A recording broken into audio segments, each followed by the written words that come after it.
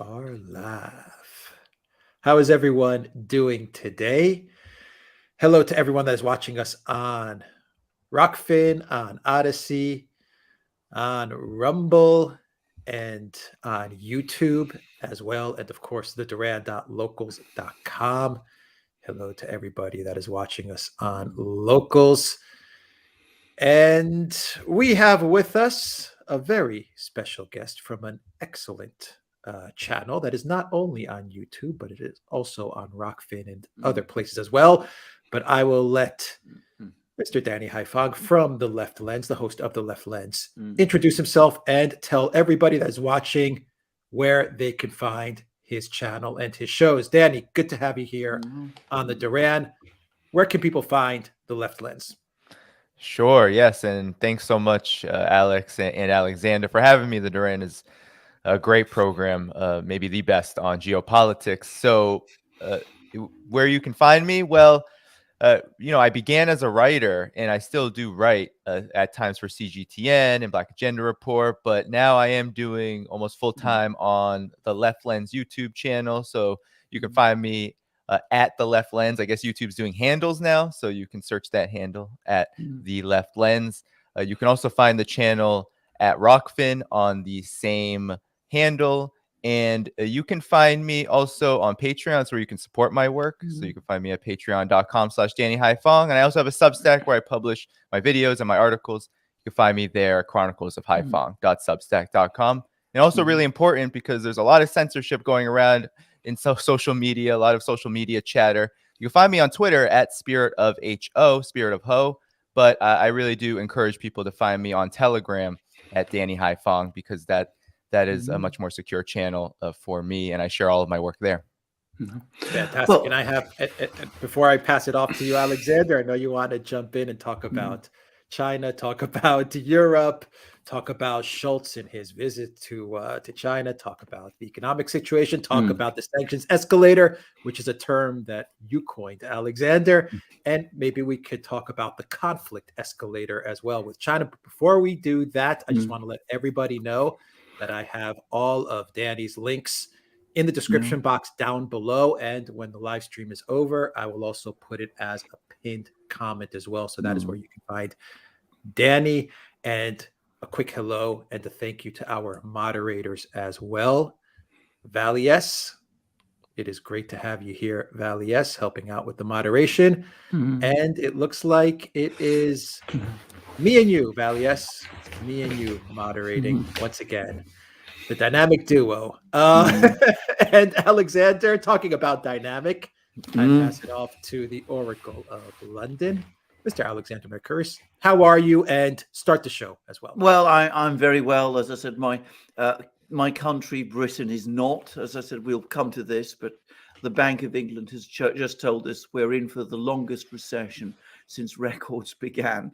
I don't know quite how long that is, by the way, but it doesn't sound good. But you used the word dynamic, and can I just say it's a huge privilege to have Danny with us. And today we're going to be talking a lot about many things, but principally we're going to be talking about China. And I think that we've just had the Party Congress happen in China. We've seen Xi Jinping confirmed for a third term as General Secretary of the CPC, the Communist Party of China. I've got that correct. I'm told that that's the correct order one should use. And soon he'll no doubt be confirmed as president. We see a very stable political system there, but we also see a country which is now becoming more important all the time.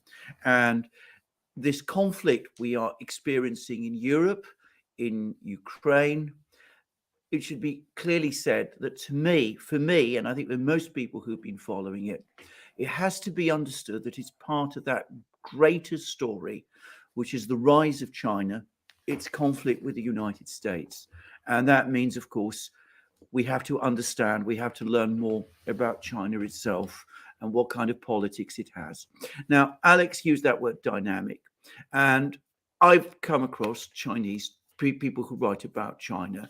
One of my particular friends, I should say, is an academic who works and studies in China. And he writes lots of good academic books, and you can find all kinds of people who write about China. But the thing about Danny's pieces and his videos, his articles, when he writes about China, when he talks about China, is that it's exactly that. He brings an energy to the topic.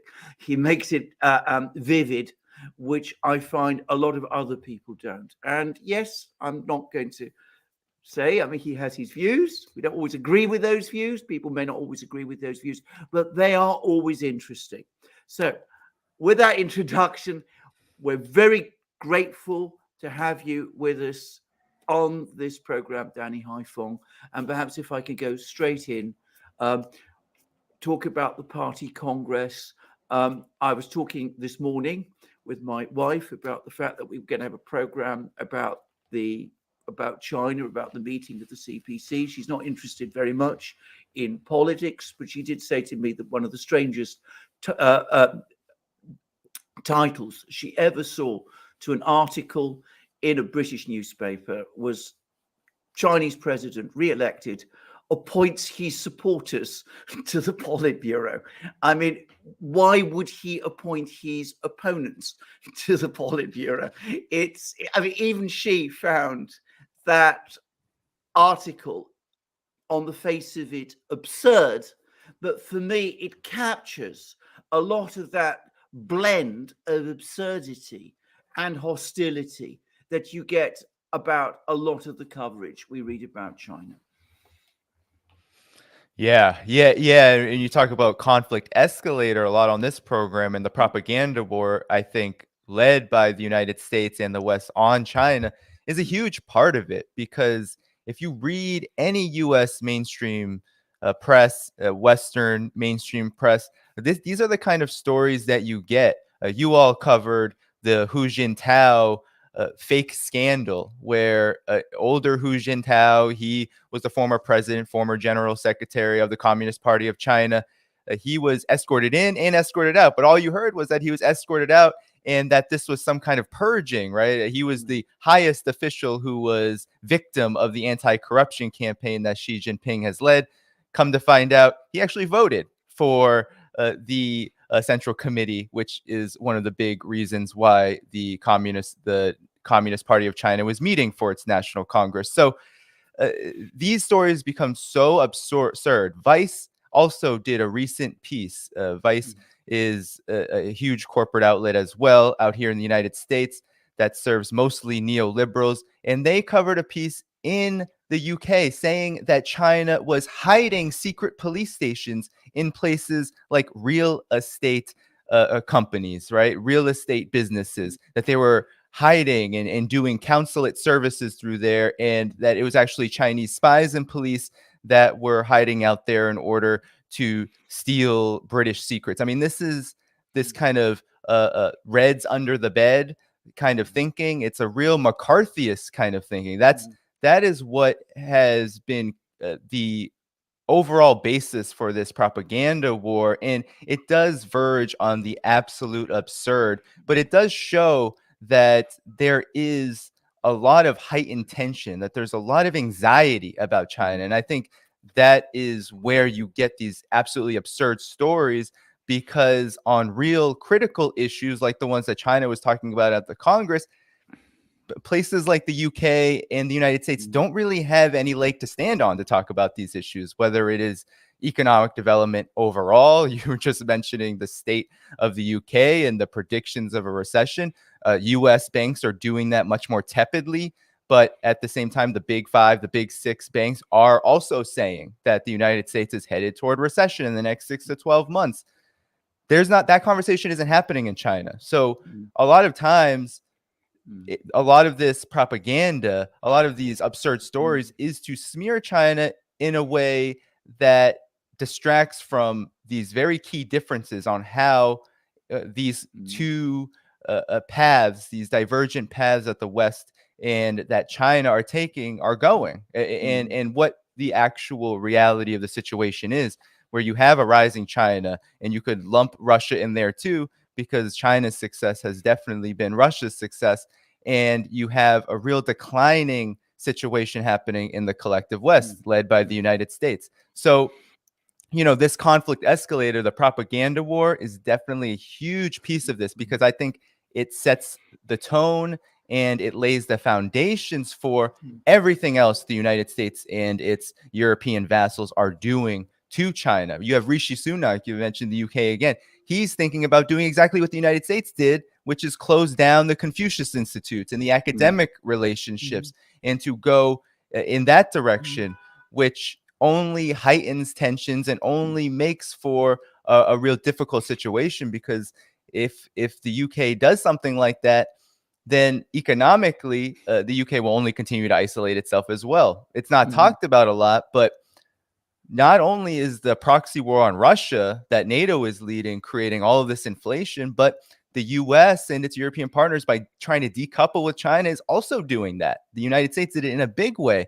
by placing sanctions on key technologies coming out of Xinjiang, for example, key resources like polysilicon and things like that. And that just raises the prices of everything when you place sanctions. And now you have the export controls, which are de facto bans for U.S. partners, U.S. so-called allies, on semiconductors. That is going to do the same thing. It's already massively expensive to build semiconductor infrastructure and manufacturing capacity. It's cost like $1 trillion to try to compete with China overall. But now the prices of everything is going to go up, because now the U.S. is punishing its so-called allies for doing business around semiconductors with China. So the situation is very bleak when it comes to how the U.S. is handling its relationship with China, and the propaganda war sets the tone for all of it. And then there's the military situation, which is also very, very tenuous as well. And I'm sure we'll get to that. Absolutely. Well, you've made lots of comments, lots of points which we can discuss and explore. But perhaps before we do, I mean, what was your overriding take? What was your feeling? What was the overriding message from you from the party congress? I'll tell you briefly what mine was. One is a stable, very stable political system. And the other was a country overwhelmingly focused on its own development. I did not get the impression that this was a congress of a party and of a government that has any vision for world conquest or anything of that kind, which is what people talk about. I mean, I would invite people to read the papers. There's a vast amount of literature that the Congress produces. But anyway, that was my impression. What was yours? Right. So the work report that you're referring to that Xi Jinping presented, it was, I mean, depending on how, which document you read, it could be anywhere between 64 and 80 pages long. So it was a very comprehensive report. And yes, development is the top key term, right? It's the one you will find over and over again in the document. And another thing that is being emphasized, and what struck me, was this concept of modernization, and how China and the Communist Party of China is differentiating that now, much, I think, more sternly and firmly than it had before. That China's modernization, what it calls socialist modernization, is going to be Chinese modernization. It's not going to be copying the West. It's not going to be copying the United States. It shouldn't be any surprise, because China places a high priority on sovereignty. So China does not look toward the world as some kind of bastion for colonial expansion. It looks upon the world as partners, and that Chinese development, China's economic development, is the priority. So modernization, in this sense, to modernize, to be able to ascend from what it calls itself now a moderately prosperous society, and to go to a modern socialist country, which is how China views its overall goal by 2050, means to do it on China's terms, and not to copy any model, whether it's countries that are friendly with China or countries that are not so friendly with China. And I think this is a real response to the overall economic situation. The work report, Xi Jinping cited these kind of dark storms, right? These heavy winds that are here now and that are coming. And so there's a huge awareness of, I think, one thing that struck me, of the fact that the world situation is in a very delicate and crisis-ridden place, that there are external actors, that there are external foes that are seeking to undermine China. And I think that was one of the big differences here, because 2017, this in the last CPC Congress, this was kind of emerging still. There was kind of like a 5-year pivot to Asia that had happened. Donald Trump, of course, was ramping up the rhetoric, I think more for political reasons. But from Obama's second term to the beginning of the Trump administration, there was a feeling of more hostilities, but still the relationship was quite normal. Now the situation has changed entirely. And one of the key differences for me was that while there was such an emphasis on development and on modernization and on what China is going to do to meet its goals and priorities to improve the standard of living of people and focus on high quality development rather than just development for development's sake, I think a real rebuke of like, there is no alternative neoliberal model of just trying to get a few people rich. There's a real now focus on how does everyone become rich, or how does everyone become prosperous? But at the same time, there was firm statements made about how China is prepared to defend itself. And I think in relation to Taiwan, while the policy has not changed, one of the key additions that I saw was that no longer is peaceful reunification said without the understanding and the very clear articulation that if China needs to use military force to defend itself and to defend its sovereignty on the question of Taiwan, that it will. And I think that was a really key addition because it re-emphasized peaceful reunification. There's no interest in war, but just even what has transpired in the last 6 months around Taiwan has given China a lot of consideration around how this is a big possibility. What Nancy Pelosi did and what a number of U.S. officials have done to trample on agreements that they've had for decades, the China and the United States, that sent a pretty clear message of where the U.S. and where its allies are going on this Taiwan question. So China and the CPC are being very clear that, you know, if conflict is where this is going, then China will prepare for that. Absolutely. Can I just say one thing, which is that as a person who lived through the Cold War, and as somebody also who studied Russian history and Russian politics when I was myself, you know, a graduate student, there is an echo of all of this for me, what you've just been saying about China developing in its own way, following its own model, basing itself on its own, you know, Chinese heritage, if you like. Because, of course, that's exactly what they were saying in the 1970s. Only this time they were addressing the Soviet Union. They were saying, we're going to build socialism with Chinese characteristics. Now, the whole point about that period, the 1970s, is that in those days, the Soviet Union still insisted that socialism was what it had done and which everybody else who wanted to be and aspired to be a socialist or a communist, they had to follow that orthodox, if you like, Soviet model. So when the Chinese come along and say, well, we're building our own type of socialism, that was, to my mind, one of the things that alarmed the Russians of that period, the Soviets of that period, most about China then. And I can't help but think that there's something similar about the tensions today, because, of course, in the world we have now, especially with the American, if I can call it that, the Western conception of globalization, that doesn't really allow for developing your economy in a way that is different from ours. I mean, that is a challenge that we can't accept in the West, because, of course, if it succeeds, it calls into question our own self-belief that we are the future, which everyone else should copy.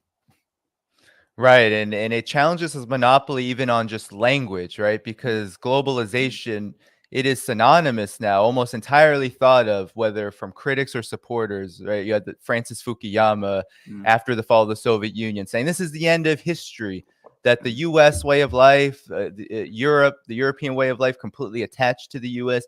is it, right? And every other country has to go this way.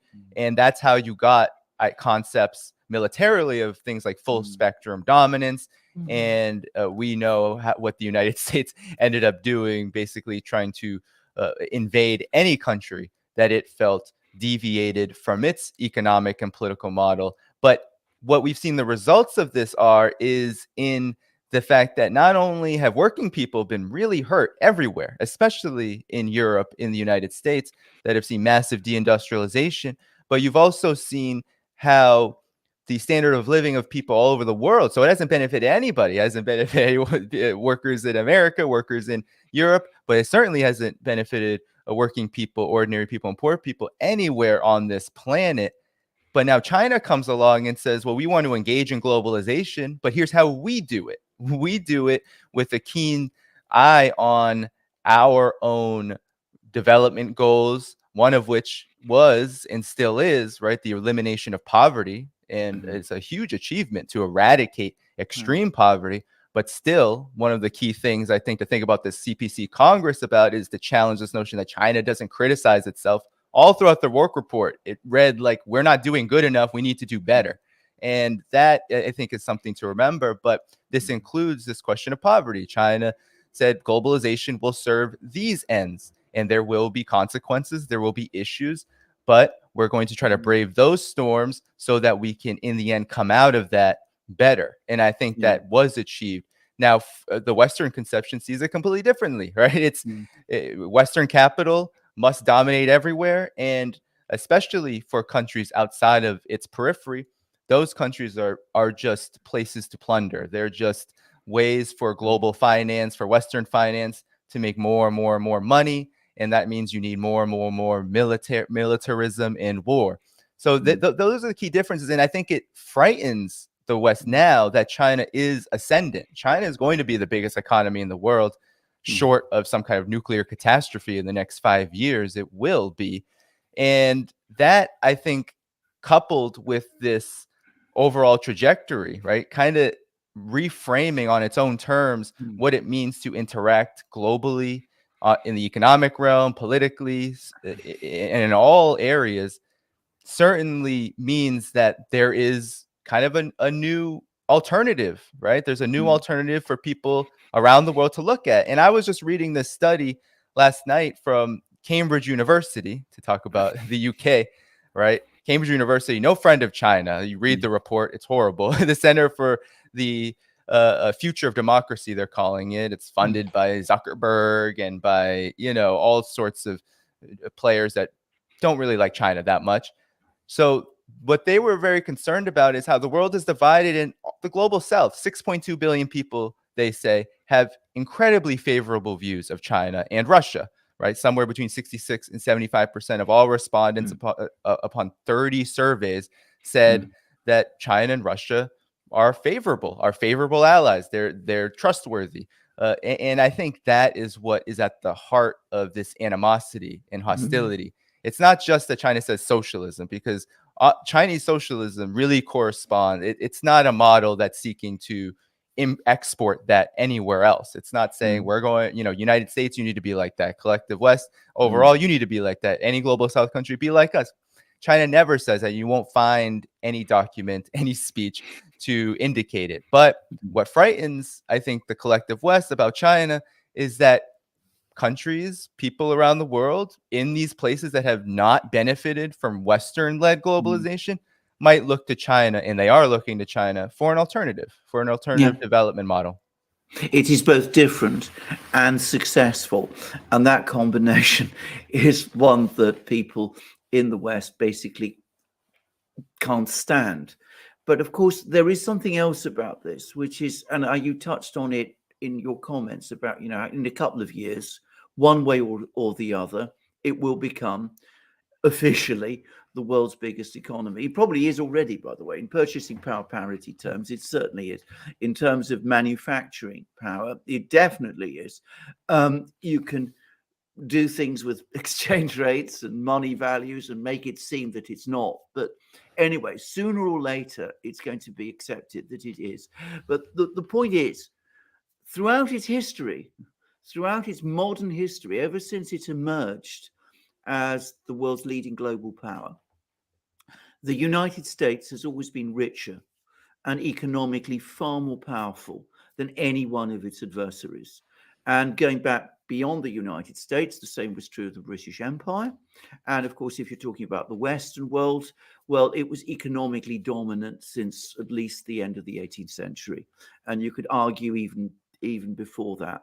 What is at the root, in my opinion, of all the chaos and stress in the world today is the rise of China, the country that is outside the Western system, that is culturally not part of the West, that is succeeding, that its economies now is likely to become, if it isn't already, the world's biggest, is confronting the United States, in other words, with an adversary that is richer potentially and economically more powerful than itself.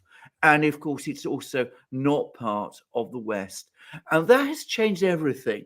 And that, I mean, we talk a lot about Russia on the Duran, because, I mean, that's my background.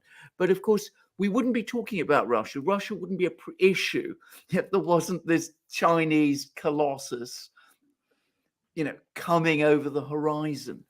And I think that this is what has caused such a freak out, if I can put it like that, on the part of so many people, especially Washington, but you also see it in London as well. I mean, the British media is full of scare stories about China now. Have they any cause to be? I mean, is China a danger? I mean, is there something about China that once it becomes the world's biggest economy, it's established as the world's biggest economy, that it's a threat to our way of life here in the West? Well, if we take just what we can see and understand, right, what's present, China's current policy toward the collective West and what it says about relations, then no, it's similar to Russia. I mean, up until uh, even just the last few years, Russia was very open to cooperating with the West. It wanted, right, to have deep relationships, especially economic relations with the West, especially with Europe, but not excluding the United States. And the same has gone for China, maybe to an even bigger degree, because China does have already very deep economic ties with the United States and the EU countries. So if we just take, for example, this Friday, right, Olaf Scholz, he's going to Beijing, and they're talking about, if you read Chinese media, they're saying, this is great. We want to have stronger bilateral ties. But Zhao Lijian and the foreign ministry in China, their spokespeople, they're saying we can't be too optimistic because not of our own doing. They want to be optimistic. They want better ties. But they know that Germany and much of the EU is fighting America's wars. And one of America's wars is containing China. They say it as much. China and Russia are lumped together in this great power conflict, right? Biden calls it strategic competition, but it's the same thing as great power competition. So they're not optimistic, so to speak, on whether these will be as fruitful, these talks will be as fruitful as they can be. But nonetheless, we see that China wants to be close to Germany, wants to be close to all countries. And I think where this idea of a threat comes from is a lot of these propaganda war talking points. It comes from viewing China from the lens of people like Adrian Zenz and these kind of US backed funded propagandists who work for major think tanks, and they create narratives just like what the United States did with Russiagate against Russia. There's been a lot of just very strange, downright dehumanizing narratives about China to make it seem like if China ascends to this world superpower status, just in terms of economic scale, that it's going to do exactly what the United States has done, or maybe even worse. It's going to not just wage war on the planet, but it's also going to undermine all things, including these individual freedoms that are often hyped up with China, right? Press freedom, and perhaps they'll be spying on us even harder than the U.S. already does. So there's this I think image of China, this like yellow peril image from back in the 19th century, but now melded with this McCarthyist way of thinking, and also this newer version, right? It was back in those times, China was a very poor country, whether it was completely divided and in complete and utter shambles because of the Opium Wars, or whether it was still a very, very, very underdeveloped country coming out of its revolution, the Chinese Revolution. Now the situation is different.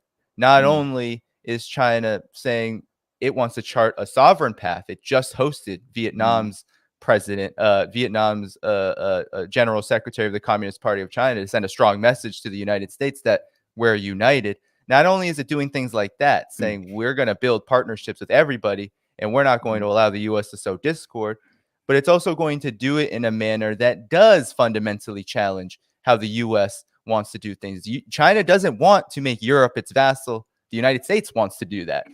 China doesn't want to make the African continent its vassal, but the United States wants the African continent to be as unstable as possible because that is more favorable to its military position as well as its economic model, which doesn't really have much to offer. It doesn't really have the manufacturing capacity to compete. It doesn't have the ability to build some of the projects that China does. So it says, if the African continent is unstable, then we can put our military there and we can make sure that the African continent is where we want it to be, which is poor and very vulnerable to exploitation from the outside. I mean, can I just make my own observation here? Because if you're talking about the real threat to democracy and democratic freedoms in the West, it seems to me that we don't have to look to China. We only have to look at all kinds of people who are very busy doing all kinds of things here in the West itself. I mean, you were talking about social media problems, and we're not going to go into that. But I mean, I think we all know what I'm talking about. And it seems to me you don't have to look for a Chinese hand. We've got plenty of that going on already. Can I just ask, though, because it's obviously the question that has to be asked. I mean, what is the Chinese people's relationship to their government? I mean, how do Chinese people relate to the CPC? Do they follow the events of the Congress? I mean, is this something people in China care about? Are they interested in what happens there? Do they understand and support the government's program, building China in a Chinese direction? Or is this something that is imposed on people that they don't have any real say or control over? Or are they just indifferent? Right. Well, I think it's a real process. Even China now is starting to use this term whole process democracy, whole process people's democracy is what now China and the CPC is saying about their governance system, because, and this is really a recent phenomenon, because during the early periods of reform and opening up, while there was massive levels of development and people surely benefited from that, there was massive corruption, and there still is corruption. If you look at the work report, and I do encourage people to read it, you will see many references to this, and not in the sense that corruption is over, but that it is still very much a real problem. It is a very much a condition of trying to balance its own development priorities with those that it's opening up to, which can lead to things like grift and all sorts of vice and things like that, which China understands exists in its society. So one of the things that has really, I think, changed the dynamic in China's political system is, one, expanding, of course, membership into the Communist Party of China. It's always growing just in terms of numbers. Now it's 96 million people, and the biggest and most enthusiastic demographic joining the Communist Party of China is young people. And with so many, 96 million people, it is bigger than most countries. And it also has relationships. If 96 million people are in the Communist Party of China, you have many more, right? But hundreds of millions who have relationships of some kind, family relationships, ties in that way. And so there's just even that level of basic involvement. But over the years, China has waged a very fierce anti-corruption campaign, one that does scare the collective West quite a lot, because it really does target people that the collective West really likes, which are people who are getting rich based off of not their merit, but on criminal activities, things like that.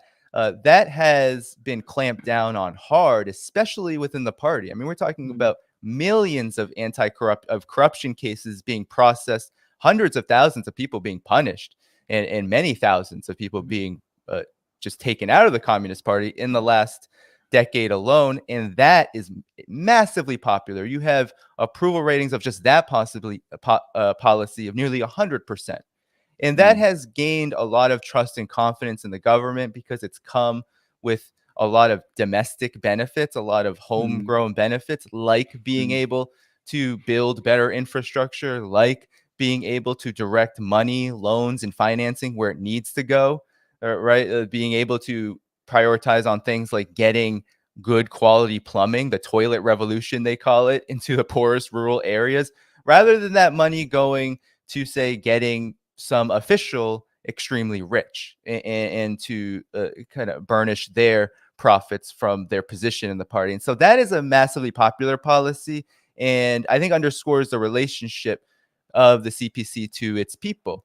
It doesn't have the same kind of relationship as maybe the US and the UK have between officials and the people. It's not people are voting every so many years, and then those forces just represent, so-called, the people however they wish to do it, and there's no accountability structure at all. They call it whole process people's democracy in China because it includes components like, yes, you can elect the lowest level officials, and then there's a process of electing upward. That's what the CPC National Congress did, right? They sent delegates from all of the local areas, and those delegates then elect upward to the top, to the general secretary. It's similar in the national governance structure where you have at the lowest level, at the village level, the township level, people do vote. They vote for who represents them. And then those forces, those people, they vote for the next level, the municipal, and then the province, and then all the way up to the National People's Congress, which is also thousands of people.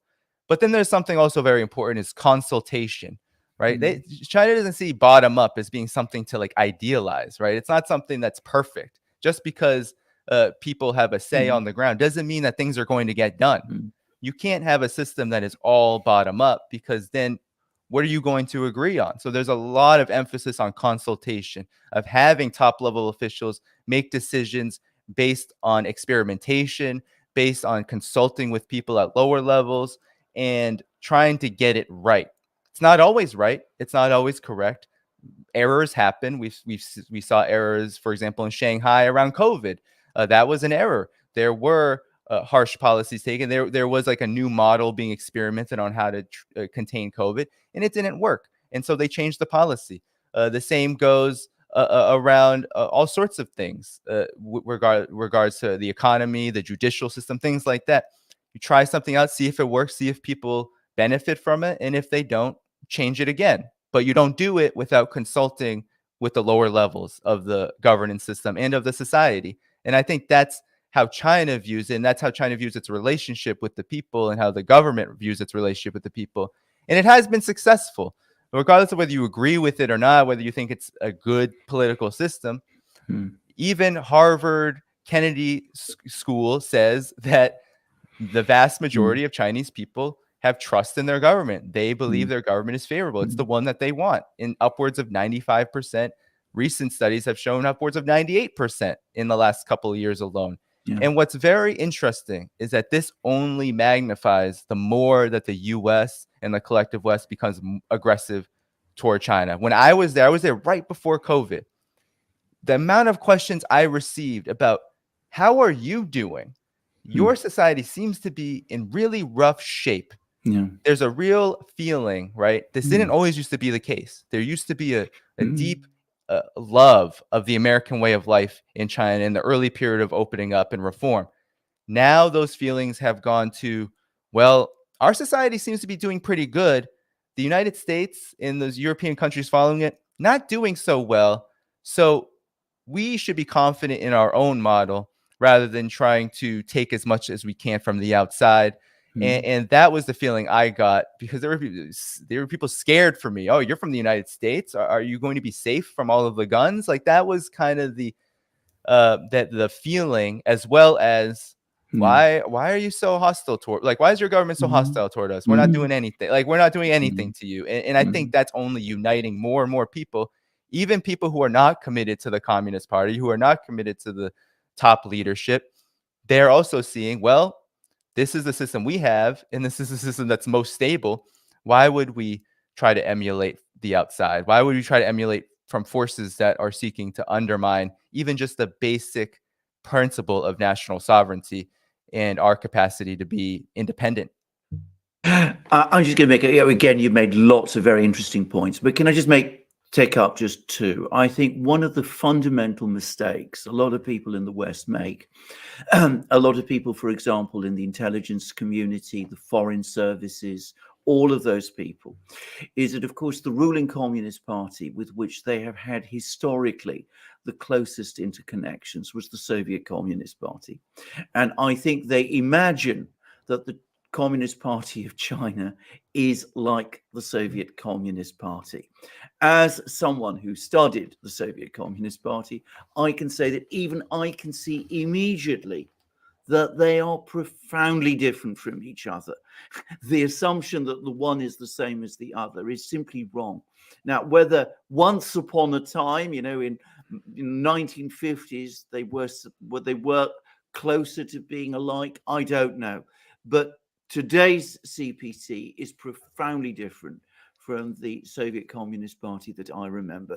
So that's the first thing I wanted to say. Now, the second is about your very point about Chinese popular attitudes. Now, I went for a relatively short space of time to China in 2017, to Shanghai, and of course, I don't speak Chinese. So there's a limit to how much interaction I could have with Chinese people.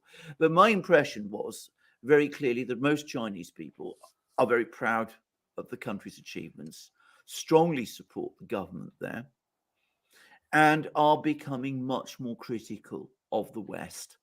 And that was before the real crisis between the West and China started. That was in 2017. But already people were, and I think partly, and I'm going to say this also, it was partly a reaction to the behavior of some Western people in China itself. They don't always behave very well. I'm not going to go into the full details of that. But anyway, there was definitely, as far as I could see, already a sense, well, we're putting up with a great deal from these people. There's a limit to how much more we're prepared to put up with. What about Xi Jinping himself? But what are feelings in China about him? I mean, he does seem to be very associated with the anti-corruption policies that you were talking about.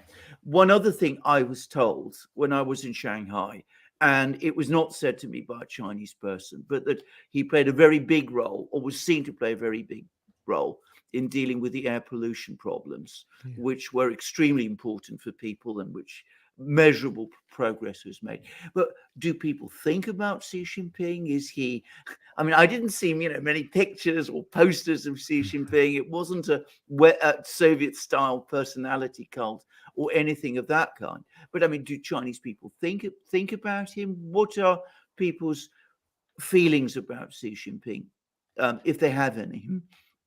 Yeah, well, when I was there and it was for 2.5 weeks, I did have someone who could interpret, and I did, and I also was with a lot of people from around the West, mainly the United States, who also didn't behave always too good. But when I was there, even just in that period, it was interesting talking to people because they would talk about Xi Jinping as almost like a moderate, right? I think there's this idea that Xi Jinping in the collective West is viewed as like this communist authoritarian, radically shifting China. George Soros, right, says that Xi Jinping is basically the reincarnation of Mao, and that China is like the biggest threat because it's asserting this authoritarianism and ending reform and opening up.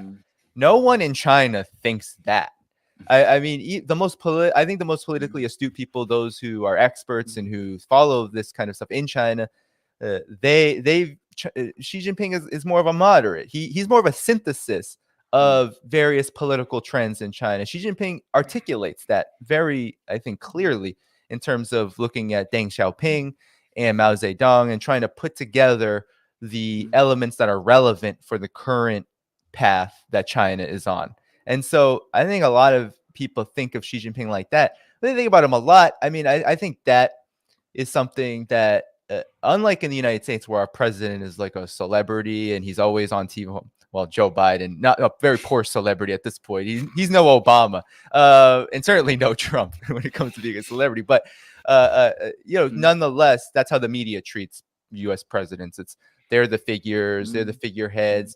In China, it's a lot different. I think that there is an understanding that Xi Jinping is very important, but there's also an understanding that the whole system that they are forging forward with is actually what is the driving force here. And that Xi Jinping is just a really good leader. They see him as a really stable leader, one that has been very successful in navigating a very difficult world situation and also a very difficult situation in China, where it is hard to be a sovereign country on this planet with the external threats, but also to achieve certain markers really, really fast, because Chinese people are into doing things as fast as possible. Like there's no let's wait around like in the United States or the West. Let's wait around for like 10 years to address pollution.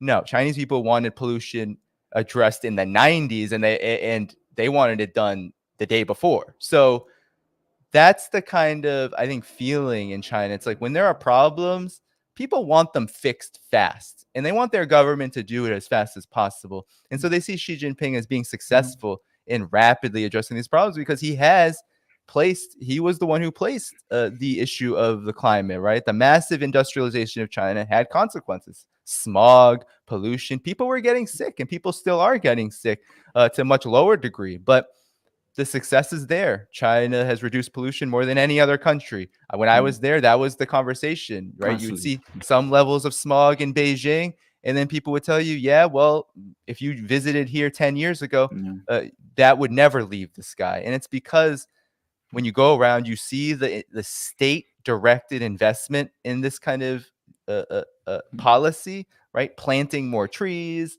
redoing how getting rid of diesel. We were told straight up that you cannot have a diesel car in Beijing at all. Like you have to get rid of it, and and the government will help you get a different car because electric vehicles are very expensive.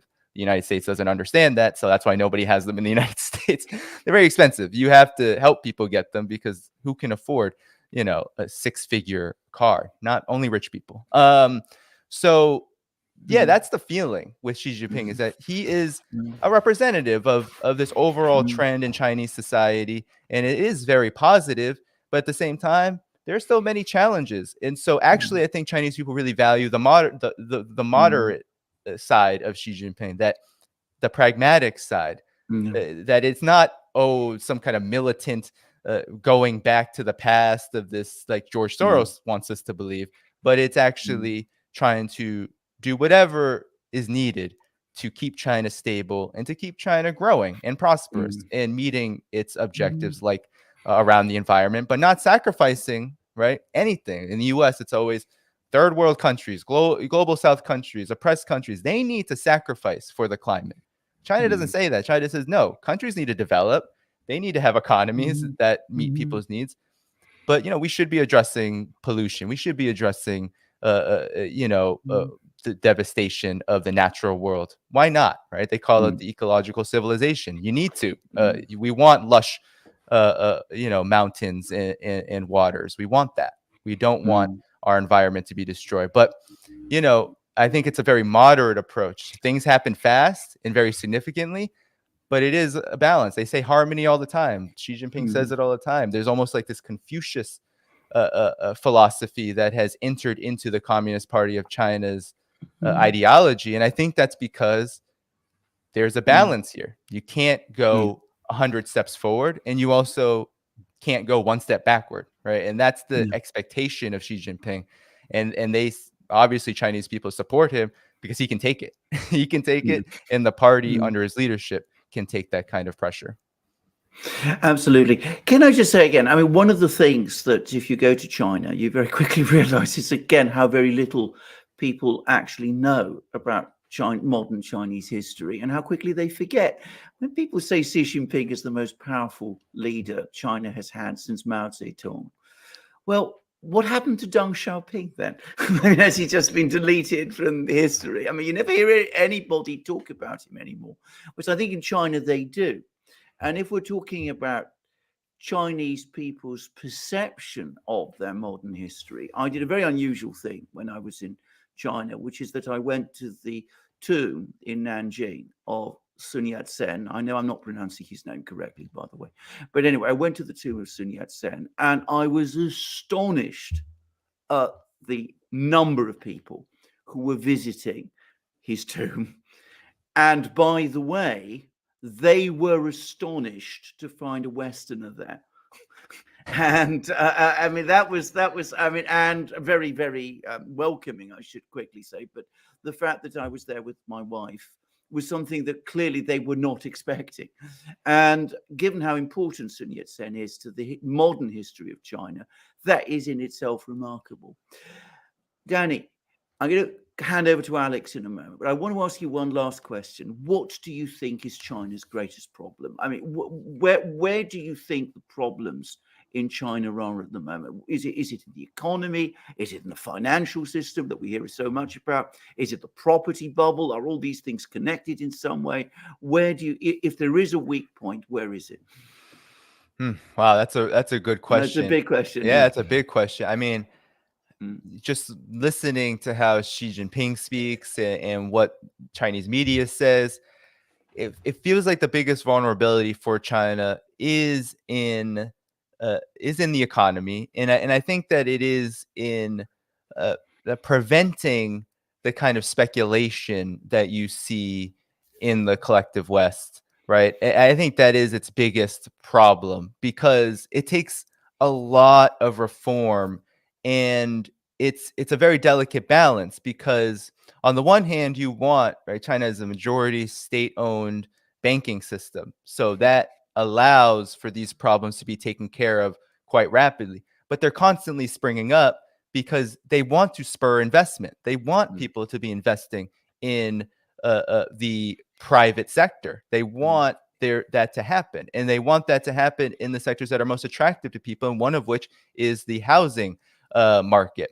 So I do think that is the biggest problem because one of the things that China really wants to resolve in this next period, in this next 13-year period that it's cited to be actually modern, socialist modernization, there's still a gap between the rural areas, a big one, and the cities.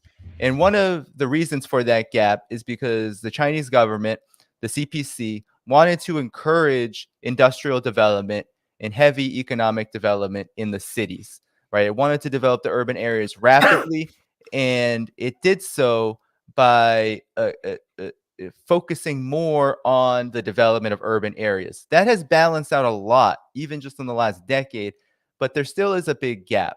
And so one of the things that China is going to need to figure out is its residency system, right? That has caused problems, right? Trying to figure out how do you populate the cities? You have to plan this. You can't just have people migrating from the rural areas and living and before the development has been achieved. And so balancing that is going to be a big priority because housing prices have gone way up in Chinese cities.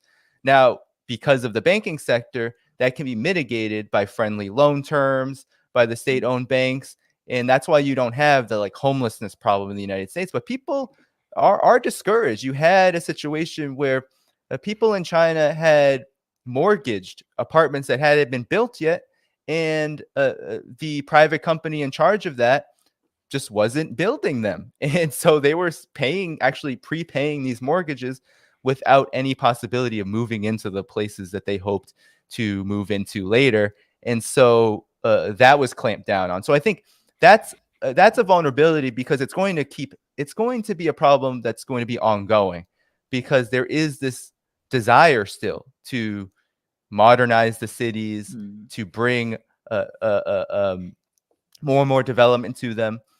But the emphasis on high quality development, I think, should definitely get people's attention because it is a concerted message that, yes, this is a problem, that development is not always even in China, that it's not always, it's not some people accuse me of saying, oh, China is just one big great place to be. And in many ways, it is for the Chinese people. There's been lots of progress. But at the same time, there are contradictions. There are issues that arise when you're trying to balance models and balance development projects that don't always go together, right? There's a desire to modernize, to increase the profits of the private sector, and there's also a desire to ensure that people have what they need. That there are always going to be clashes with that. And I think in the housing sector, where Xi Jinping says housing is for speculation, I mean, housing is for living, not speculation. And that, I think, is a huge emphasis, because there are problems in that sector. And even though home ownership is really high in China, it doesn't mean that people aren't struggling, especially people that are trying to come out of extreme poverty and then relative poverty. Doesn't mean that people can afford everything, and that it's parity there for everyone. And so I think that's the emphasis, and that's the vulnerability, because you have the Western media able to try to exploit, as if the West has any reason to talk, with the ways that it throws people out of their homes in massive foreclosure crises that don't happen in China. But at the same time, when costs rise, it means that more and more people don't have the ability to enter into that part of the economy and to benefit from it. And in China, certainly, and the CPC wants to stop that, but it's going to be an ongoing problem that will take many years to resolve, because the world economic situation is not going to get any more simple. No. I think this is the point where we've been talking for quite a while. I think, Alex, maybe you have things to discuss. Yeah, were you talking, Danny, when you were talking about the housing crisis? Was that company Evergrande by any chance? Or I believe so. Yeah, I believe so. I believe it was Evergrande. Okay. I have a lot of questions here, and I've been looking at the chat and the super chats, and I'll try to crystallize everything to some questions, which will take us hopefully about 30 minutes to get through, 30 minutes. The first question is, why does Soros hate China? What's his beef with China? Wow, that goes back. That goes back all the way to the Tiananmen incident, actually, because George Soros was leading a foundation there. The name escapes me, but George Soros has been a color revolutionist for quite a long time. And so at that time, in the 1980s, in the late 70s, early 80s, before the Tiananmen incident, his foundation was actually funding a lot of these activists. Now, not all of them, but certainly the most rabidly anti-government of the activists.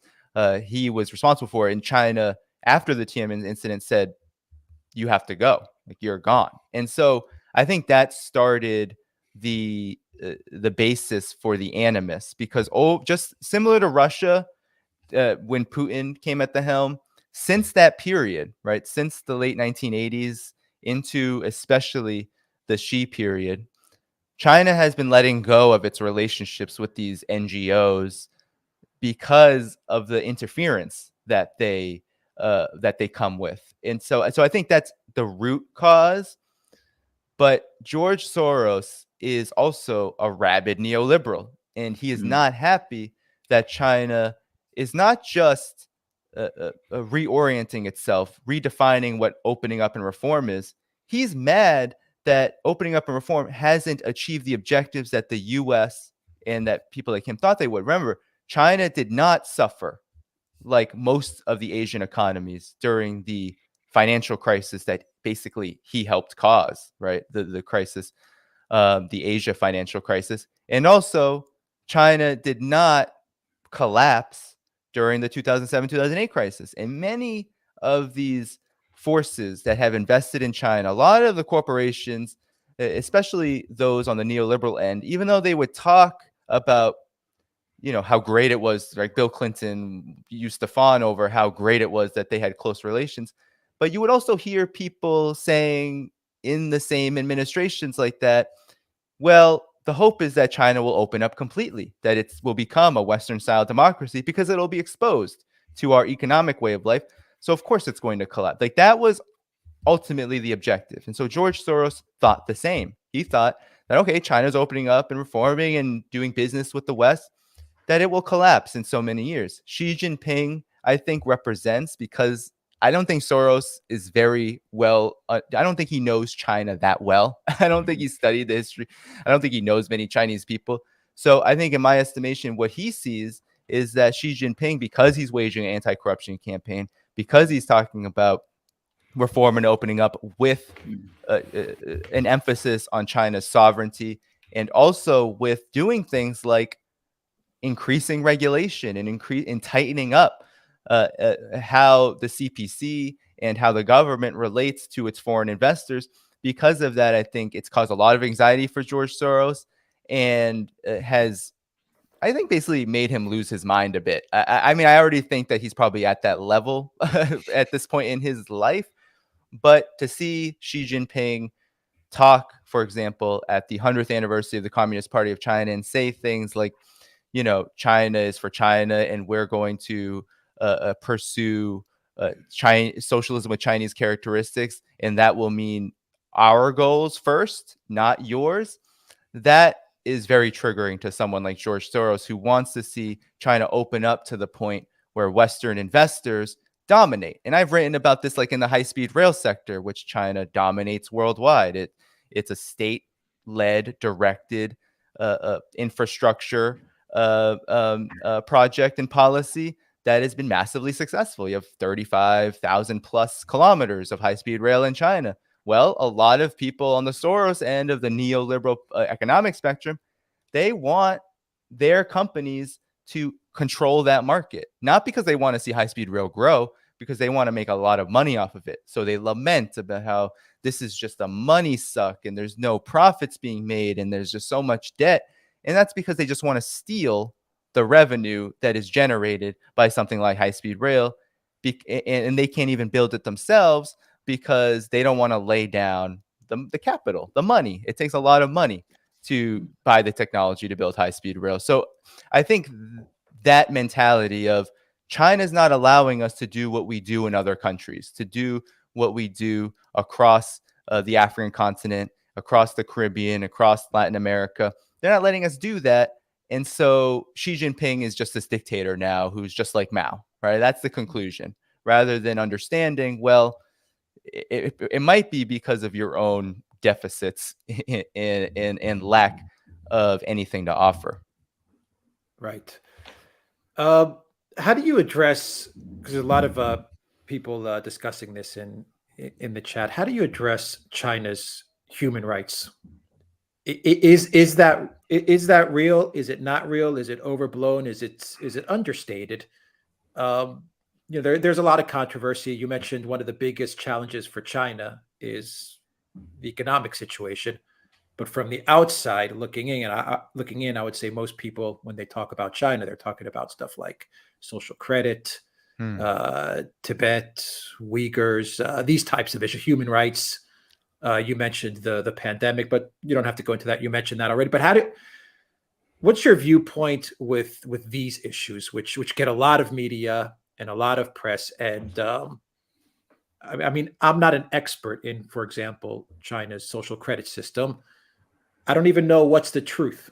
I have to be honest. I read many different articles, see many different viewpoints, but I don't really know how it works, to be quite honest. And I feel like I don't have all the information on this. I feel like I'm not seeing the whole picture. But with all of these human rights issues, what's your response to that? How do you deal with that? Well, for one, I think there's just, as I mentioned at the beginning of our conversation, and the propaganda war is so fierce. So how I approach it is that, immediately, if it's coming, just like with what is said about Russia over and over and over again, about its aggressiveness and about what it's doing on the battlefield, all of this being either lies or incredible distortions. A lot of it's the same with China. It's even on more, you could call it low intensity. There's not some raging proxy war, right, going on right now inside of China. But at the same time, even this low intensity propaganda has huge consequences. So I look at it from a point of first skepticism, because usually you can trace with all of these issues very nefarious, if not outright illegitimate sources. So whether that's the Uyghur situation, most of it comes out of institutions like the World Uyghur Congress, which is backed by the nationally funded millions of dollars from the National Endowment for Democracy, right? Which is a CIA cutout. So you can trace, at least just questioning the sources versus the reality. It's not too hard to do, because even the data around certain human rights issues, like Xinjiang, the Uyghurs, can be pretty easily disputed, because a lot of these sources use just Chinese government data, and they'll just distort them, right? They'll just distort it and completely and utterly fabricate the numbers, if not create, put a zero in front of things. Things like that are easily identifiable. But at the same time, I think the problem is that human rights has been weaponized. It's been weaponized by the collective West as a way to undermine countries that it has a geopolitical endgame with. It has a geopolitical rivalry and ultimately a foreign policy characterized by war. So the weaponization of human rights is usually built on a mountain of lies. Now, that's not to say that human rights issues don't exist in a place like China, right? Even Chinese media, state media, will report on issues like if someone is murdered brutally or things like that, right? If there's violence and interpersonal violence, domestic things like that. Those things exist in China. And it actually creates quite an uproar on social media. But at the same time, when it comes to things like, for example, the social credit system that you mentioned, it becomes, I think, this huge scaremongering framing from Western media, which disallows us to see, well, what actually is going on. So it's very hard. It's very difficult. And it takes a lot of research on that question, right? Our friend Brian Berletic has done good work on that. There's another journalist, Ian Goodrum, who's looked into this. I had him on my program to talk about. He's a Beijing-based journalist, American journalist. And, from what I've gathered, the social credit system is similar to a credit system, but it mainly targets, it's like a regulatory mechanism, and one that actually provides what China talks a lot about, like a meritocratic system. That's how China sees its economic system and its political system, that you get things, you benefit based on merit.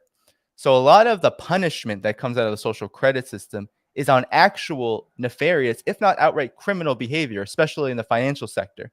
But there are also social things, right?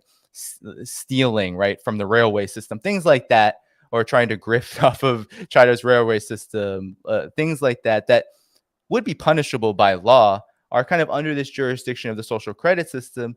And young people, actually, what I found really interesting is young people in China love the social credit system, because if they are able to do the right thing, get an education, work in jobs that they're interested in, and stay away from certain vices, that they can be rewarded financially. So unlike the credit system in the US, for example, which literally just looks at whether you pay your debts, the social credit system is more of a regulatory mechanism to try to get rid of the things I mentioned before, the possible consequences of having an opened up economic system where you have a lot of private competition, you have a lot of very you have speculation, you have things like that, and it really is about that. But at the same time, there are always going to be contradictions in human rights. So China is very much aware, I think, that its system is imperfect and there are going to be economic consequences of what it does. But on things like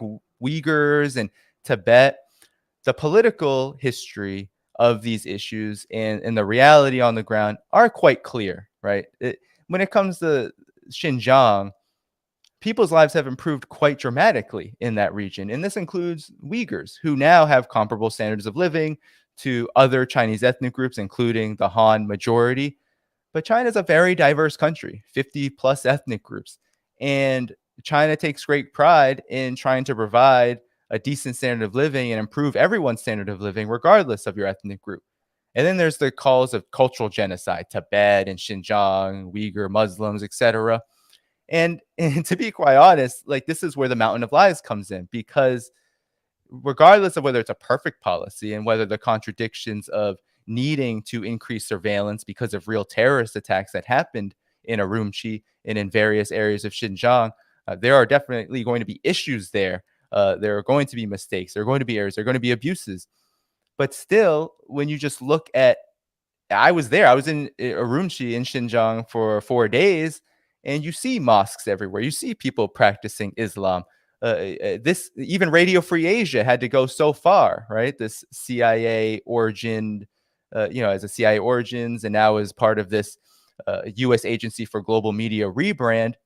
Even Radio Free Asia has to come up with such ridiculous propaganda of people in Kashgar celebrating Eid, dancing in the streets as being forced to do that, right? It only becomes more and more absurd. So I think the more absurd the claim about China and human rights, the more likely you're going to see the sources of this going back to those who want to undermine China, who want to increase aggression and, right, that conflict escalator. They want to increase the conflict by undermining China and shaping public opinion, because it's worked, right? A lot of people in the collective West view China negatively now. And the human rights issue is a big part of that, because people in the collective West, especially in the United States, they love to think of themselves as being number one, right?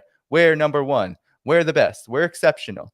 And what better way to reinforce that exceptionalism by saying that China is, abusing certain ethnic groups, destroying their cultures. And that can get you to look away from the fact that, the United States is the biggest incarcerator in the world. The United States does struggle a lot with things like discrimination at so many different levels, police abuses and surveillance. And surely the credit system is not weaponized for our benefit, but it certainly makes a lot of money for creditors and big banks. But if we can look at China and say, oh, wow, that's a really scary story, then it can get us believing that China is the enemy. And so I think that that's really a lot of where the function of this is. And it's entirely, all these claims are usually either outright exaggerations or just one kind of step on this mountain of lies. All right. Do you have time for a couple more questions, Danny? Yeah. All right. Is China ready for conflict with the collective West, the U.S., maybe a NATO Pacific? I mean, is China ready, you think, or do they need more time? Are they trying to buy time for some sort of conflict? And of course, this conflict relates to Taiwan. That's the obvious trigger. Right. Well, I mean, from China's response, it was interesting because you probably remember, this wasn't that long ago. It feels like a long time ago. But when Nancy Pelosi visited in early August, completely in contradiction to the one China policy and the joint communiques and all of that, when there was all of this fear, I mean, there was a lot of fear that there would be an outright war. I think there was some disappointment. This included in China, but I think more of the disappointment was everywhere else, where it was, I think a lot of people wanted to see someone stand up to the United States, especially around the world, on this issue. And so there was some kind of like, wow, that's all China did. But not a lot of people follow what happened afterward, right? And what happened afterward were these very intense live fire drills, military drills, that essentially mimicked and mirrored a blockade of Taiwan. So there were 5 points where the People's Liberation Army surrounded Taiwan and conducted these drills very close to the Taiwan Straits. And that, I thought, was a powerful message that, yeah, China knows what it has to do to ensure that any conflict is de-escalated. So I think even in the case of China being ready for a conflict, which I think China is prepared, surely China is trying to buy time because of the consequences of what would come out of an outright conflict with the United States, which would be mainly, I think, devastating economically in the beginning for everybody. We're already seeing what's happening with the proxy war that NATO is leading in Ukraine, having these devastating impacts that are going to last probably years. It would be almost monumentally worse, right, if this were to happen between China and the United States, because of its impact, its rapid impact on currency, on finance, on manufacturing. The economic impact would be even, I think, degrees higher, if that can even be believed or digested. So definitely China wants to buy time, I think, for that purpose alone. China doesn't want to see the world go up in nuclear smoke, which certainly would be the end game of any conflict with the United States. I mean, the United States does have this military superiority, but we're seeing what's happening in Ukraine. This is another element to this, is that before the Ukraine situation, you had a lot of these U.S. Washington Beltway kind of things like the Rand Corporation. They would do war simulations. The Center for New American Security literally publicized one on Meet the Press on the corporate media. They talk about how they have military superiority over China. And if you just look at the surface level, that's definitely the case, right? The U.S. has definitely invested a lot in its military and has a military that, in terms of economic scale, is 4 or 5 times bigger. But at the same time, as we've seen in Ukraine, there are limits to that. The way that the U.S. does it, private contracting, all of that. There are deep limits on the battlefield around that. And so I think that China is definitely prepared to defend itself. Whether it wants the consequences to that, I think, are pretty clear. It doesn't want the consequences. It will avoid that at pretty huge costs, I think. And that was shown in the Pelosi incident. But at the same time, China will not allow the U.S. to cross its red line over Taiwan.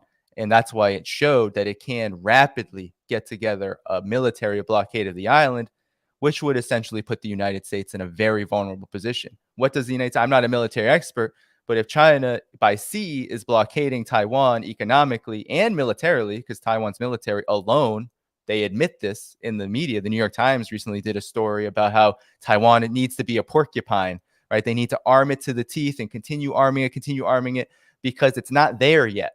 So even if all the Taiwan's defense, right, military defenses, even if people agree to fight, which is not a guarantee, even if people agree to fight and it's shoddy military backed by the United States said, okay, we'll do this, not a guarantee, but let's say that would happen, it would require even more support than what the United States has already provided. And China definitely has, of course, just so many advantages territorially and the capacity to rapidly mobilize in ways that the United States would not be able to do. So in that way, I think China is prepared, but surely China does not want that to happen. That's why the peaceful reunification message is very clear in the CPC's 20th National Congress and the work report, because that's priority. But they understand that there could be a conflict at any moment at this point, and especially the Ukraine situation being this kind of like, it feels like testing the waters. I've been saying this for a while. These neocons, they are testing the waters. They're not necessarily saying we want nuclear war, but they're trying to see what is possible, right? And what works in terms of how to assert this geopolitical priority of containing China and Russia. And that's why you had Jen Stoltenberg recently to Politico say a defeat for Ukraine is not just bad for the West because it helps Russia, but it's bad because it helps China. And so NATO, right, they already said it in their summit earlier this year. They said that China is a threat to them as well, that it's a malicious actor, and that there's going to be a lot more focus on China. The CIA did the same thing a year before that. That means that the entire security state, national security state of the United States and its EU vassals are thinking about this, mobilizing for this. And so China is prepared. It's talking about modernizing its military. It's going to focus a lot on its military. And whether if a war were to start tomorrow, the results would be favorable to China, probably not. But I don't think it ever will be, because no matter what happens, when the U.S. wages these violent proxy wars and escalates them to this degree, we're seeing what's happening with Ukraine. It's going to have deep consequences.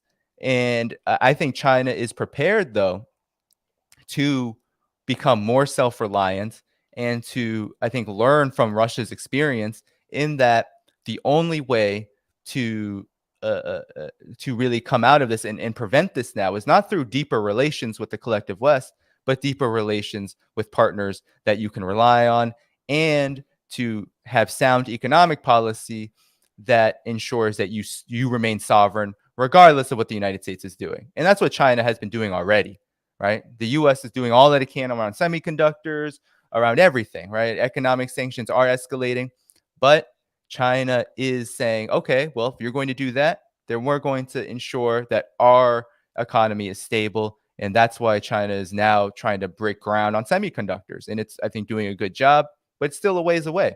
But it's done this in almost every other area, energy, etc. It said, okay, if the United States is not going to be a good partner, then Russia is a good partner. Latin America is a good partner. The Belt and Road Initiative doesn't include the United States. It could, but the United States wants no part of it. So China says, all right, well, there's 140 plus countries that are partners and that want to take part in building up their economies, building up their infrastructure, and being able to, become more prosperous and to meet their needs better. We're not going to tell them what their needs are, but they're going to figure that out as they benefit from things like high-speed rail in Laos or the metro, Lahore Metro in Pakistan, right? These are the things that China is focusing on. I think that also prepares China for a conflict with the United States because it continues this process. One of the smartest things that China did in the last 50 years was to say, we are not going, and I think this is the difference with the Soviet Union. The Soviet Union, I don't think, had this option, but at the same time, I think the Soviet Union leadership didn't have the ingenuity that China had, where it was able to say, it might be a good idea to integrate in the global economy because that could be a good defense. And it has been,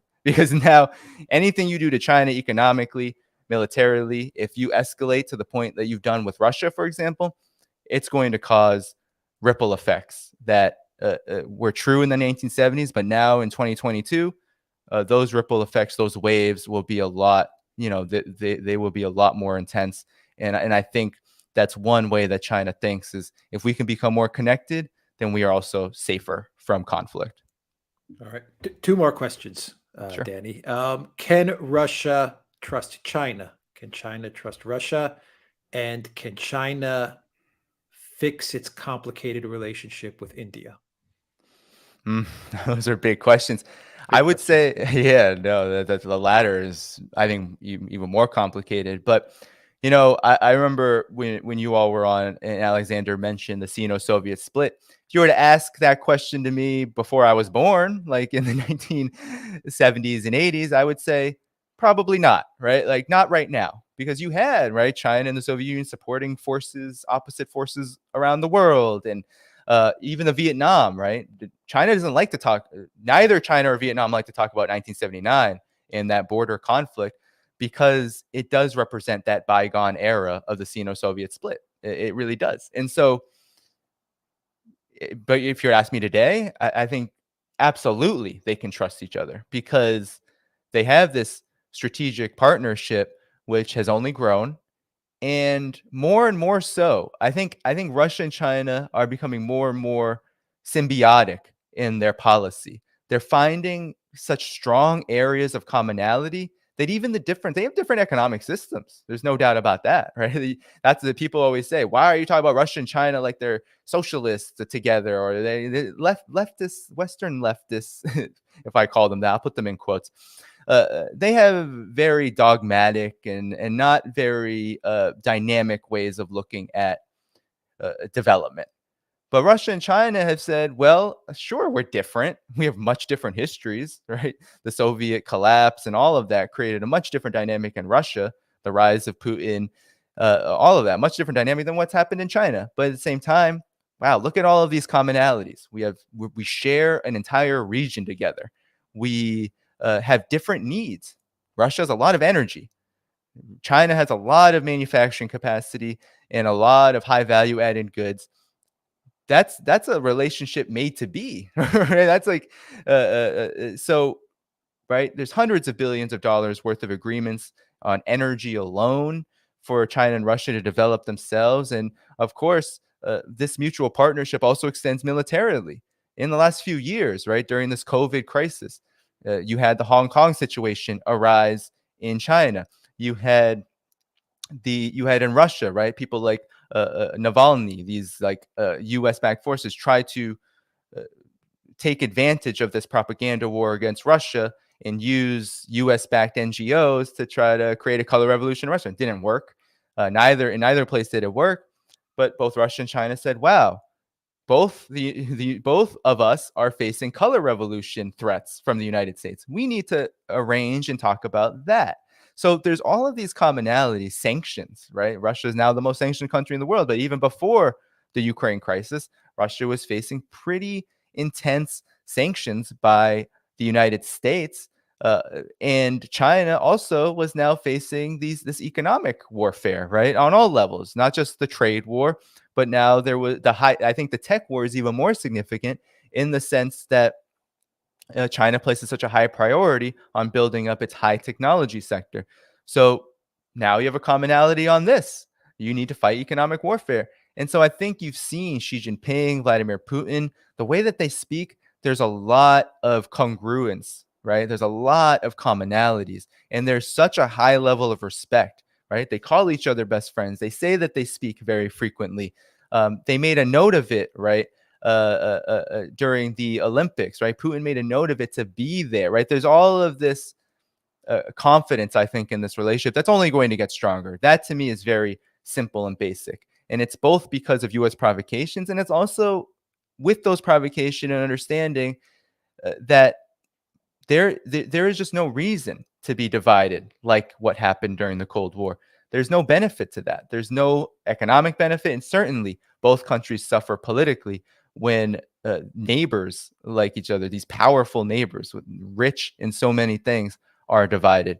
India, on the other hand, that's complicated, but very interesting, because you recently had China and India come together and actually come to a pretty deep resolution on the border dispute, right, where you do have sometimes open conflict between India's military and the People's Liberation Army. That's probably the most intense division that they have. But you also have India in a really interesting place right now, where on the one hand, it's tried so hard to do everything that the West has wanted it to do, but has realized that by doing that, it has essentially put a stopgap on what it can achieve in its development. And India, because its government is so, it's so rife with transition, it doesn't have the stability like China. It understands that the only way to stay stable politically is by becoming more prosperous. And so that's led to actually, I think, very interesting developments like India's participation in BRICS. And I think what's happening now with the Ukraine crisis, India is becoming more and more oppositional, right? It's seeing Russia and seeing China as, even if not open partners, India and Russia, I think, are a little bit more openly partners than China and India. But at the same time, I think India is coming to the recognition that an economic relationship with China is beneficial. Unfortunately, there's a lot of animosity, a lot of anti-China sentiment that's been built up in India for so many years. But at the same time, there are just these real, I think, developments, just the reality of the situation presenting itself, where India will limit itself if it decides to go along with things like proxy wars. And that's why it said no. It said absolutely not. This is only going to hurt India. We want Russia's energy. We want to be able to trade with Russia. And I think the same will go for China if the same were to happen, if there were to be a conflict. I don't think India is a reliable partner for the United States in terms of its pivot to Asia or its attempt to militarily encircle China or even politically encircle China with this kind of like mobilization of allies. I think India is in this very much unique position to go both ways. And I think that's what has plagued U.S. foreign policy in this period, especially under Biden. Biden said, I'm going to mobilize all of the allies. You even have South Korea saying, well, I cool it a little bit. We'll talk about military. You can occupy us, but we're not going to get into some kind of open conflict with China. No. And so that shows that the weakness of the United States and its influence is going to be a big consideration for India. And so can they trust each other? That's more complicated. They have a lot of issues together. They have a lot of issues to resolve. But it seems like the U.S.'s behavior is only creating fertile grounds for them to resolve it. And that's a positive thing, I think, and something to watch out for. All right, let's wrap it up with this question. Danny, Alexander, why is Schultz going to China? What's the deal there? And do you guys think, both of you, do you guys think that the EU is going to eventually do as it is being told and cut off its ties with China, as they have done with Russia? Right. Well, if I can just start briefly, he's going to China because he has to. The economic situation in Germany is very, very bad. Germany's going into recession. Britain is going into a huge recession. We've just, as I said, had the Bank of England say the worst recession since records began. Germany is not far behind. Germany has enormous economic interests in China. Germany's prosperity over the last 30, 40 years has been based on cheap energy from Russia, ability to trade actively and successfully with China. They've managed to mess up their relationship, their energy relationship with Russia, probably irretrievably.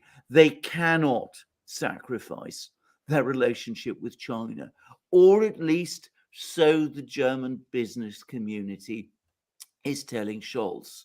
The problem is, Germany is not united about this. The Green Party is very unhappy about the fact that he's going to China.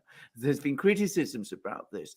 There have been criticisms from Christian Lindner, who is the German finance minister, who belongs to the FDP, a party which, again, is not green, but has tended sometimes to take positions which you could describe as Atlanticist.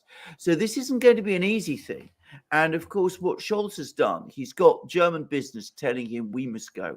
He's got the German chemical industry in particular, which has been particularly badly hit by the sanctions war with Russia. They're telling him we must go. So he's coming with this enormous business delegation behind him.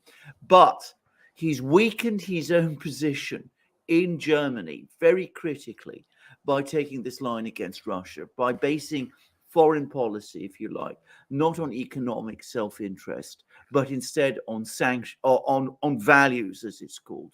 That I wonder to what extent ultimately he's going to be able to hold the line. And of course, if you're talking about other people, if you're talking about Ursula von der Leyen, who's, remember, he's German, but she's, the European Commission president. She is already talking about China as the next threat, the great adversary. And no doubt there are people in Germany who think as she does. So that's why he's going, but don't assume his policy will stick. Yeah, no, I couldn't have said that better. Honestly, Germany's going there. Schultz is going there with basically a bag in his hand, saying, "Help us with inflation." Right? Like that's the reason why he's going, because that's the big talk, right? Is that inflation in Germany is just rampant, and the economy is already in trouble, and it's only going to get worse. So, I think what's interesting about this is that I think that this was predicted a long time. I think that there was knowledge. I don't think that they were so smart, the EU especially, in understanding that there would be dire economic consequences of what they've done toward Russia.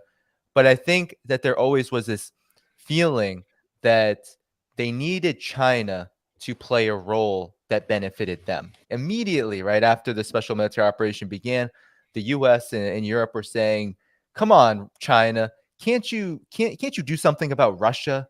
Can't you do?" And that was not just propaganda, which was part of it, right? To make it seem like it's China's problem and that Russia is some kind of like out of control dog that China needs to tame. It wasn't just that kind of just crass and disgusting new Cold War like propaganda, but it also, I think, spoke to the fact that the EU, countries like Germany, when they fight America's wars, they're not in a position to make any kind of sovereign policy choice. So, in a sense, if the United States and the EU are going to be committed to this suicidal war, the suicidal proxy war, then they do need China to do something to help. And I think that's why Germany is trying to start these conversations. And I don't think anyone from the Chinese side, what I've been reading, the foreign ministry, they're hopeful that they can have a good conversation. But it feels like the similar kind of language to how they talk about the United States at this point, which is we want to have conversations and we want them to be productive, but we don't expect anything. And I think we should all kind of have that mentality about this, because the rhetoric, the cacophony of China being this equal, if not greater threat than Russia, is going to get in the way of any kind of solid foundation for enacting actual economic policy, because economic policy is a big deal. It takes a lot of cooperation and it takes a lot of respect. And so I don't know if Germany is, if Scholz is going to be able to go in with that kind of attitude, with all of that pressure behind him, not to mention his own faults, and be able to pull something like that off. No matter how much China wants it, China will surely help, because in a way that helps itself. It's not going to be like, okay, yeah, you got your bag out here, take what we have to offer and run. No, they want to have strong bilateral ties that have mutually beneficial outcomes. But do I see it? And do I see that as being the attitude? No, I think that this is kind of an act of desperation, because winter is coming. The sanctions have produced this huge blowback. And the political situation in Europe is just so chaotic and so vitriolic in terms of how ideology and rhetoric are driving things, that it just doesn't stand, in my opinion, to be that something substantial could come out of this. But maybe I'll be proven wrong. And I think Europe, I think German industry is hoping that that I'll be wrong. But at the same time, they've reaped what they've sown. On that note, let's wrap this up. Gentlemen, Alexander, Danny, any final thoughts before we sign off? You're muted, Alexander. Oh, you're muted, yeah. Unmute. Sorry, I'm sorry. Yeah, I was coughing a bit. I think it was an absolutely amazing program. I think we covered an enormous amount of ground. I just wanted to say thanks to Danny. I just will add one thing, which is about Russia, China. I once spoke to somebody who was Russian and who was quite close to people who were very close to Brezhnev. And I've heard this from others as well, which is that the Russian view, and it's not just people like him, but apparently it's the consensus view amongst Russian political people, the elite people, the people in the foreign ministry, the defense ministry, was that for Russia, for the Soviet Union, the Sino-Soviet split was a total disaster. It was an absolutely horrible mistake. They made every conceivable mistake. They messed up totally. Antagonism with China was a calamity for them. And they do not want to go there again. This is something I think people in the West who think, Russia, China, they distrust each other. I don't think they understand that. At least from a Russian side, they say to themselves, well, we got over that. We paid a terrible price for that massive blunder we did. We're not repeating that mistake a second time. So what the Chinese think about the Russians, I don't know. But from a Russian point of view, I think the commitment there is a solid one. That's all I wanted to add to all these enormously interesting points that Danny has been making over the course of this program. And I just wanted to thank him again on my behalf for coming onto our program. Yeah, well, no, thank you both so much. I mean, not every day do we get to have these kind of higher level discussions about geopolitics and the significance of these rising powers like China that we had today, especially in our particular places in the world, in the collective West, where it seems like the level of conversation only becomes more and more, not just simplistic, but just outright ridiculous and nauseating because of the very, very counterproductive aims behind them. But, to that point, though, I mean, what you said, Alexander, to me is so striking because, on the Chinese side, what's so obvious is that when it comes to very sensitive matters like that, in public, Chinese officials do not talk about it. Like, you won't find Chinese state media or media at all where there's this open discussion about the Sino-Soviet split. No. And of course, that's interpreted as censorship in the summit. It doesn't mean people don't talk about it, people to people, official to official, or even in the public.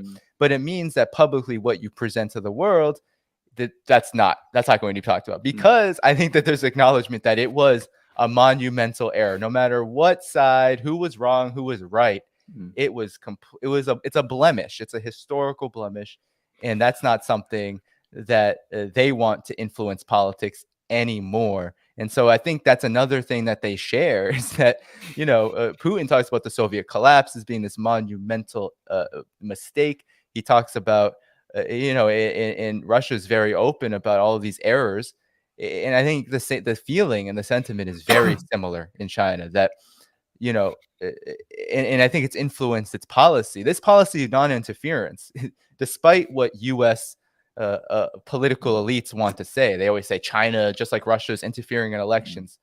I mean, China's commitment to non-interference is very deep, very, very, very deep. It's a real response to reform and opening up, and to changing global conditions, and to, how disastrous it was to have certain countries, have the Soviet Union, have China supporting different sides of different conflicts, and how that didn't help anyone for China or the Soviet Union, especially for China. So that policy of non-interference is so strict, and people criticize China. Why do you trade with that country? Why do you trade with that country? Why trade with Israel? Why trade with the United States? Why trade with Saudi Arabia? And China says, well, we don't determine their political destinies. We don't have any say in that. Not only do we have any say in that, we don't want any say in that.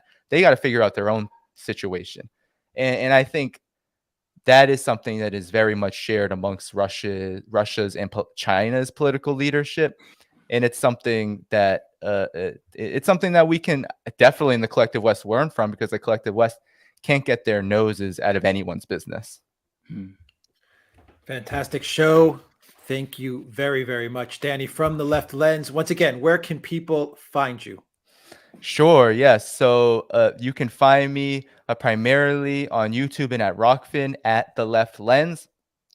And you can support my work on Patreon at patreon.com/Danny Haiphong. You can do so on Substack as well. And you can also become a member on YouTube if that's what you choose as well. But those are the places where you can find all of my work, for those who are able to economically support me, or for those who cannot. Those are the best places to find me. You can also find me on Telegram if you want to follow what I'm doing, at Danny Haiphong. And I will have all those links in the description box down below. I actually have those links right now in the description box down below, and I will have those all as a pinned comment as well, so you can connect and follow Danny and The Left Lens.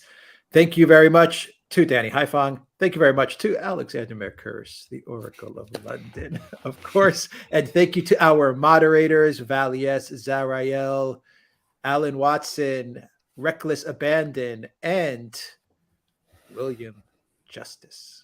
I love that handle, William Justice. Fantastic. Thank you very much to everyone that watched us on Rockfin, Odyssey, Rumble, Telegram, YouTube, and the Duran.locals.com. Thank you very much, everybody. Till next time. Take care. Thank you.